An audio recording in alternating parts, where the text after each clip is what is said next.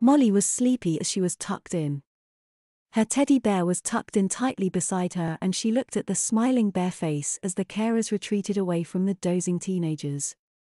Her eyes grew heavy but she had a thought that she wanted to put into place before finally falling asleep. Something that Jennifer had said.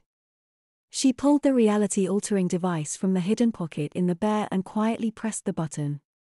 She had thought about the wording of this one carefully. She guessed it must be about 3 p.m. give or take an hour, so 18 hours should be enough. For the next 18 hours girls my age won't have learnt how to talk yet. Molly felt smug with herself.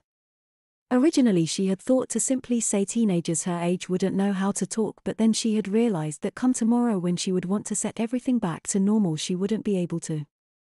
This way by 9 a.m. the effects of her new reality altering would wear off and she would then be free to set everything straight.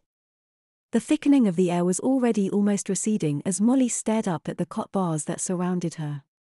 She opened her mouth, butterflies in her stomach, not from the effect of the reality altering, but more from the nervousness of what she was about to hear.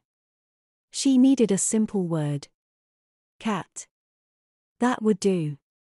She pulled herself under the cot blanket so that she wouldn't wake up her two friends as she tried to say cat. Boo, she giggled. Barbara Sue, she burbled to herself knowing she was trying to say cat but it came out different every time. She found she was drooling down her chin in her attempts to talk, and her eyelids began to get really heavy.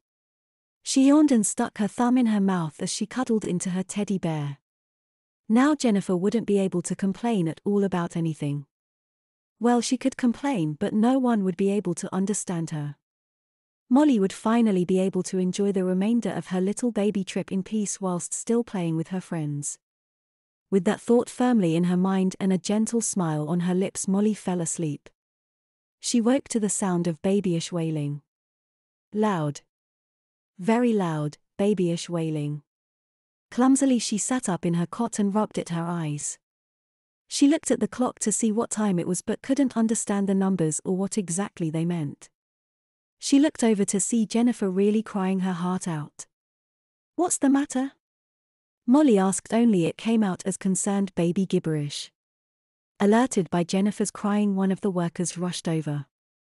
Our little one, what's the matter? Come here. Jennifer was hauled out of the crib and rocked soothingly by the carer. There, it'll be all right. Don't cry. SHHHHSHHHHH, the carer cooed at Jennifer, but Jennifer continued to cry. The worker patted Jennifer's bottom. I know what the problem is. Someone has a stinky bum, don't they? Yes, they do. Yes, they do. Let's get baby all cleaned up so she can be happy again, okay? The worker continued to baby talk at Jennifer as she was laid down on a nearby changing table and began to have her wet and messy diaper changed.